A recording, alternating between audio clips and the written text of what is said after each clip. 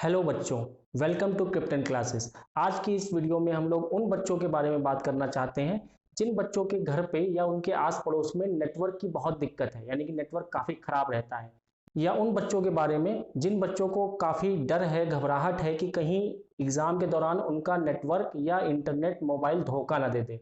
तो ऐसे बच्चों के लिए ये वीडियो है। इस वीडियो को अंत तक जरूर देखिएगा, क्योंकि मैं इस वीडियो को कंसेप्ट के साथ समझाऊंगा कि आप किस तरीके से आपको पेपर अटेम्प्ट करना है। कुछ सजेशंस आपको दूंगा जो आपके लिए बहुत फायदेमंद होने वाली है। तो आइए शुरू करते हैं इस वीडियो को। सबसे पहले मैं यहाँ पे आपके सामने एक सिनेरियो रखना चाहता हूँ। सिनेरियो नंबर वन क्या है बच्चों आपके सामने, कि मान लेते हैं आप अपना एग्जाम दे रहे हैं। ठीक है, आपने 15-20 मिनट अपना एग्जाम दिया और करीब 15 से 20 क्वेश्चन पे आपने टिक लगाया, बिल्कुल सही सही टिक लगाया और 15-20 क्वेश्चन किए। और एकदम से ही वही सिचुएशन जिनके बारे में हम लोग बात कर रहे हैं, आपका नेटवर्क खराब हो जाता है या आपका मोबाइल इंटरनेट नेटवर्क धोखा दे देता है। ठीक है, अब आप कुछ नहीं कर पाते। 1.5 घंटे तक आपके साथ क्या होता है कि आप उसी में उलझे रहते हैं और आप पेपर नहीं कर पाते हैं। और पेपर ऑटो सबमिट हो जाता है, क्योंकि पेपर तो सेव्ड रहता ही है, उसमें तो कोई टेंशन वाली बात नहीं। 20 आपने किए वो सेव्ड रहेगा और बाकी ऑटो सबमिट हो जाएगा टाइम लिमिट के बाद। अब क्या होगा, 20 मार्क्स, आप 20 क्वेश्चन आपने किए। अब 20 × 2 40 मार्क्स, आपने 40 मार्क्स गेन कर लिए और आपका पेपर सबमिट हो गया।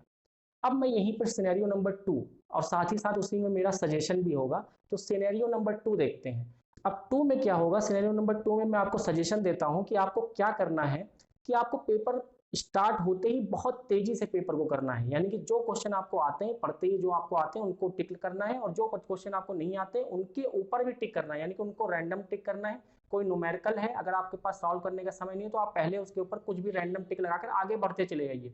इतनी तेजी से चलिए कि आप 15 से 20 मिनट में 50 के 50 क्वेश्चंस को देख लें, और जो क्वेश्चंस उसमें से आते हैं उन पे टिक लगाते सब चलें, और जो क्वेश्चन नहीं आते उन पे भी टिक लगाते चलें रैंडमली। ठीक है, तो आपने क्या किया, 15 से 20 मिनट में 50 के 50 क्वेश्चंस पे टिक लगा दिया। ठीक है, अब मान लेते हैं कि आपका वही सिनेरियो नंबर 1 वाली सिचुएशन, कि आपका नेटवर्क या मोबाइल या इंटरनेट धोखा दे देता है, बिल्कुल क्रैश हो जाता है और आप कुछ नहीं कर पाते, 1.5 घंटे तक लगे रहते हैं और कुछ भी नहीं होता है। तो अब इस सिनेरियो में आप यहाँ पर मेरा देखें कि आपने उस सिनेरियो में आपने 20 क्वेश्चन, यानी 50 में से 20 क्वेश्चन तो आपने देख कर किए थे, सही किए थे, आपको आते थे।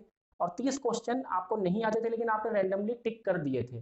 तो अब क्या होगा कि 20 तो आपके सही हैं ही, वो 40 मार्क्स तो हैं ही, और प्लस जो 30 है उसमें से एटलीस्ट मेरे हिसाब से अगर एक नॉर्मल सिनेरियो लेके चले तो 10 आपके तुक्के सही लग जाते हैं। मान लेते हैं 10 आपके सही हो गए, तो उसमें से 10 सही हुए, 10 × 2 20, और ये आपके 20, यानी कि 40 + 20 60। आपको इस सिनेरियो में 60 मार्क्स मिल गए, और वही सेम सिचुएशन थी जो पहले थी।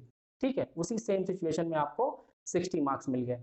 अब देखते हैं, अब यहाँ पे एक और आइडिया मैं यहाँ पर आपके सामने जोड़ता हूँ, कि मान लीजिए सिनेरियो नंबर 3।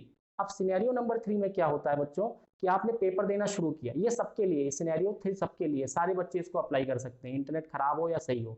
आपने क्या किया, बहुत तेजी से स्पीड में पेपर को करना शुरू किया, क्वेश्चन नंबर 1 से शुरू किया और 50 तक चले गए।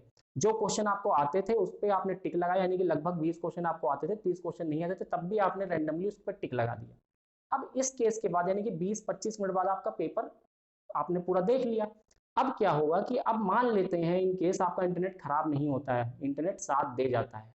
तो अब इस केस में भी अगर आपका इंटरनेट साथ दे जाता है, तो उन क्वेश्चंस को आप दोबारा करेंगे जिन क्वेश्चंस को आपने रैंडमली टिक करते हुए आए थे, यानी कि जिन क्वेश्चंस को आप रिव्यू एंड टिक करते हुए आए थे, उन क्वेश्चन को दोबारा पढ़ने का आपको समय मिल चुका है। अब आप टेंशन फ्री हैं, क्योंकि आपने 50 के 50 क्वेश्चन अटेम्प्ट कर दिए हैं। ठीक है, अगर कोई भी केस होता है तो 50 के 50 क्वेश्चन अटेम्प्टेड है, कुछ तो पॉजिटिव होगा, जितना आता था उससे ज्यादा ही नंबर मिलेंगे। ठीक है, तो अब क्या होगी, आप उन क्वेश्चंस को रिव्यू करेंगे, फिर से करेंगे, तो उसमें से लगभग करीब जो है, आप मान लेता हूं मैं कि 35 क्वेश्चन सही कर देते हैं दोबारा से। आपने दोबारा से पूरा पेपर अटेम्प्ट कर दिया और 35 क्वेश्चन आपके सही हो गए, इंटरनेट ने आपका साथ दे दिया। अब 35 क्वेश्चन सही हो गए तो 70 नंबर वो हो गए, और प्लस जो है 15 में से 5 या 3 सही हो जाएंगे तो वो आपके पॉजिटिव में जाएंगे, यानी कि 75 प्लस तो पक्का है।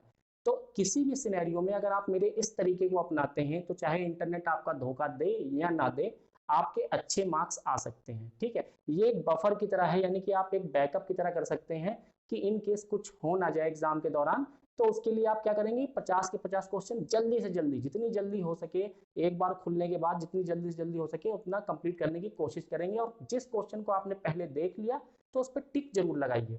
ठीक है, बिना टिक लगाए उस पर आगे मत बढ़िएगा, क्यों? क्योंकि अब पीछे आ पाए ना आ पाए, इंटरनेट साथ दे ना दे, वो उस सिनेरियो की बात है। ठीक है, आई होप ये वीडियो आपको अच्छी लगी हो। ऐसे ही सजेशन जो मेरे पास आते रहेंगे, जो मेरे दिमाग में आते रहेंगे आपके क्वेश्चंस द्वारा, वो सजेशंस मैं आप तक पहुंचाता रहूंगा।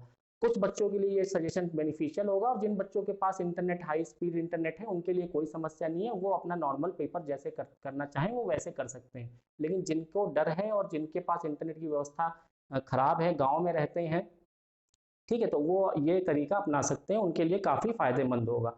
Thank you for watching captain classes.